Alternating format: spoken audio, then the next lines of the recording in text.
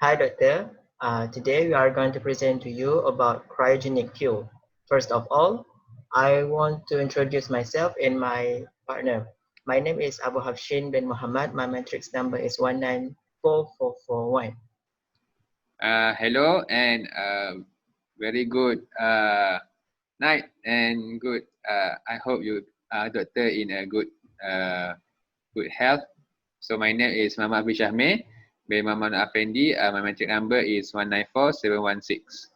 So today we will present our group assignment for PHY 4902 special topics on low temperature physics. So on our topic is cryogenic fuel, which is using liquid hydrogen. So Abu will start first.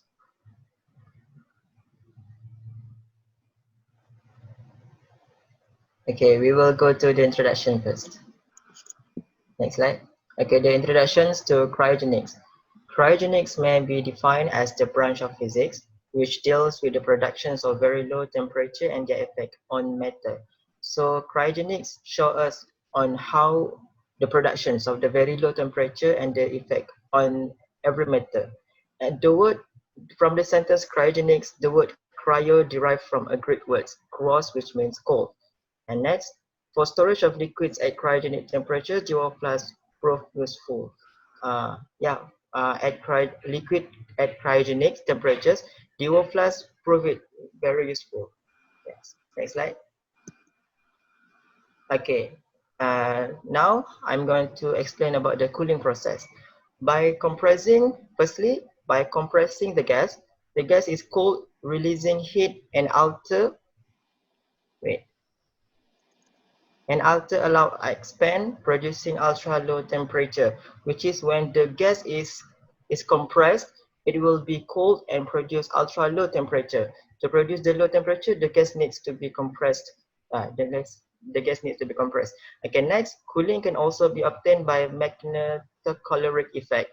It is a magnetothermodynamic phenomenon in which a change in temperature of a suitable material is caused by exposing the material to a changing magnetic field.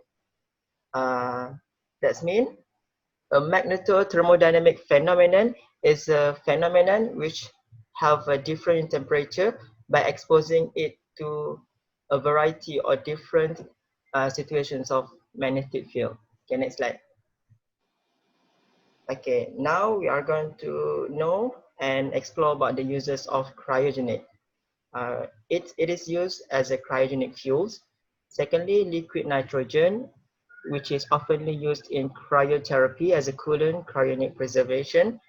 Thirdly, as a nuclear magnetic resonance spectroscopy.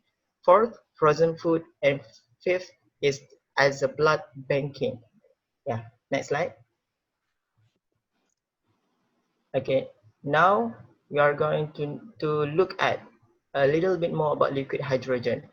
Liquid hydrogen was originated and liquefied by James Dewar in 1898 by using regenerative cooling and his invention, the vacuum flask. He is the one who invented the liquid hydrogen. And hydrogen H2 is found in gaseous form in the atmosphere.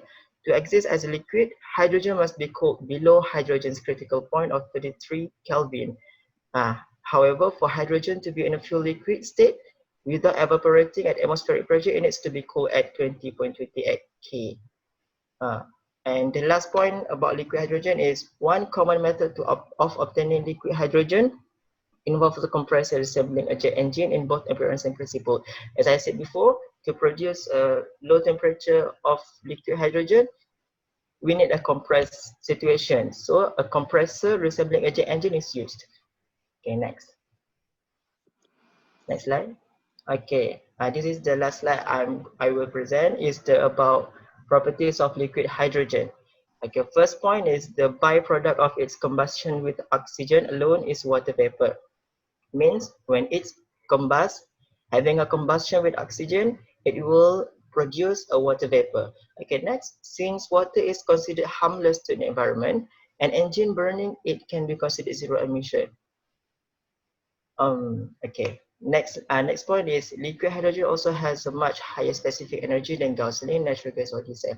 Okay, this point state that liquid hydrogen has higher specific energy than the other gas that we usually use. And the last point is it has a remarkably low volumetric energy density and manifold lower. Okay, next slide. Okay, uh, I will uh, I will continue this presentation by stating the liquefaction of hydrogen, which means the regenerative cooling of hydrogen. Okay, so the basic principle is based on a Joule-Thomson effect, which is has a few steps in this principle, which is the first step is the pure hydrogen is compressed to a high pressure and its temperature rises. As Abu mentioned just now, that to form a liquid hydrogen, we must compress the hydrogen to a point that it has a high pressure, and also which will make the temperature rises. Okay. Then the second step is it pass through two heat exchangers. Then when the when the liquid hydrogen are compressed and the temperature rises, we allow the liquid hydrogen to pass through two heat exchangers. Okay. Then now when it pass through the two heat exchangers, it combine to pass with a tank containing liquid nitrogen and then one final heat exchanger, which means in this step we have to pass through three heat exchangers and one tank containing liquid nitrogen. And now we have gaseous hydrogen, which means the liquid hydrogen already being a gas, which is it is a low temperature but with high pressure. Okay. For the next slide, this is the image or the sketch for the regenerative cooling. So this is the sketches. Basically, it's a principle from the Joule-Thomson effect. Okay, we see that there's a few heat exchanger there, and also there's a tank of liquid nitrogen. And when the liquid hydrogen is passed through the heat exchangers, then and different temperatures involved, it will rises in temperature at low temperature, but then the pressure is high because the compression. Okay, for the next slide. So we continue for the uses of liquid hydrogen.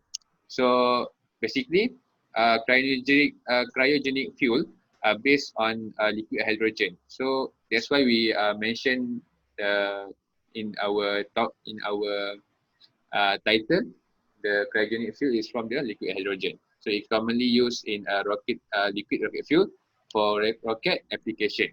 So the liquid hydrogen can be used also as the fuel storage in an internal combustion engineer fuel cell, which means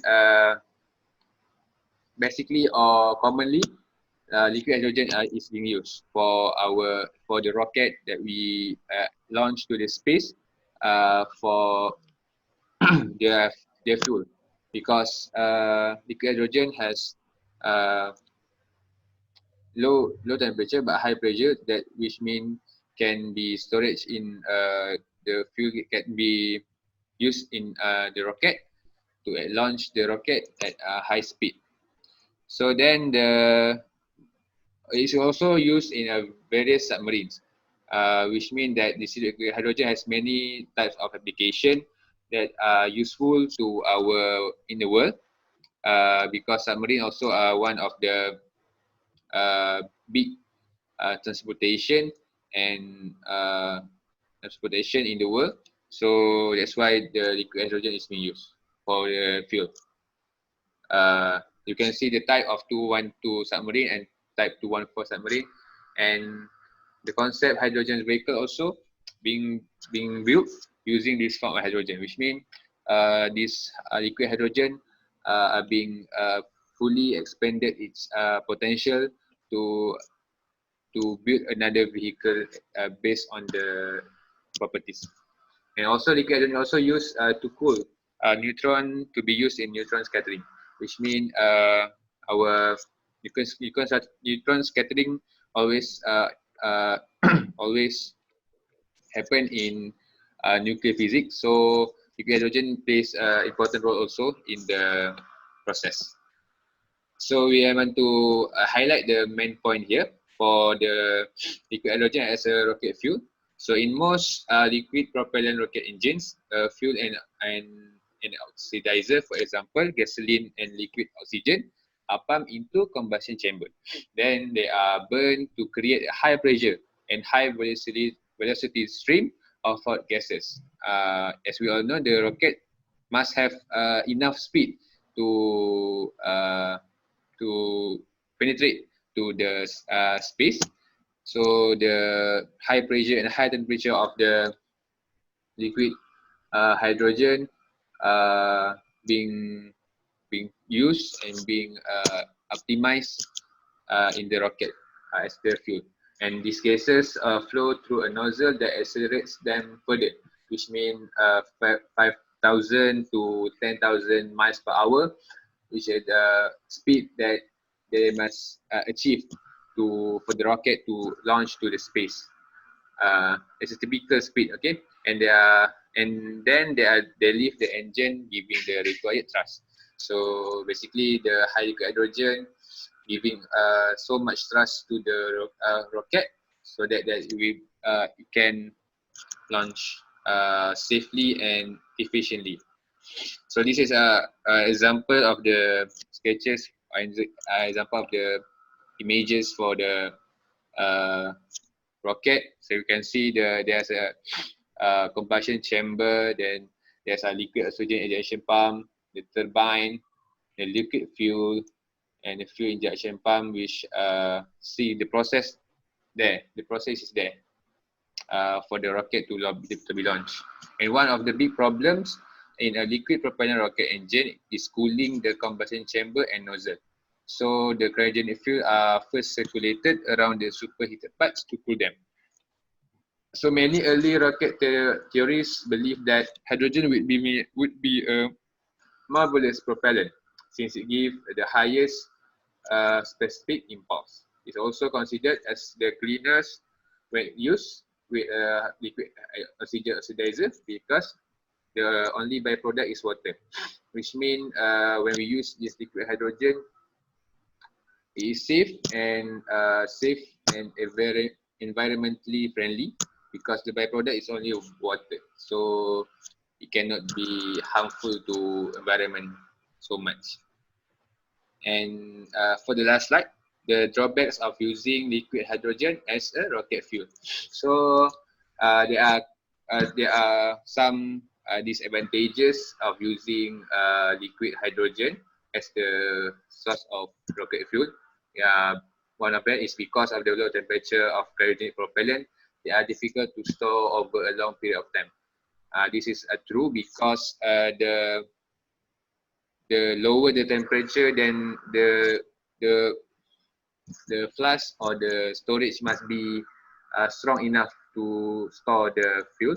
And then the liquid hydrogen has a very low density.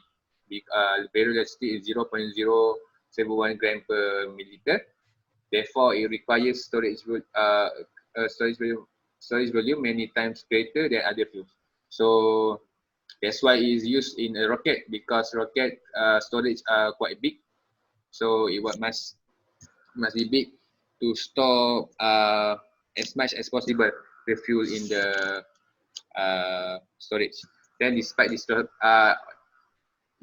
drawbacks, the high efficiency of liquid oxygen and hydrogen makes this problem worth coping when the reaction time and storability are not too critical, which means we must explore more how to store the liquid oxygen and hydrogen in the future for coping with the problem that we face today, which we could make it because these properties or this uniqueness of this liquid hydrogen are very important as a new source to us.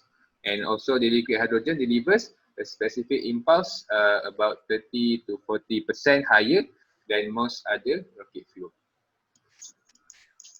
Okay, that's all from us. So thank you for listening to watching for our video. I hope Doctor will like it.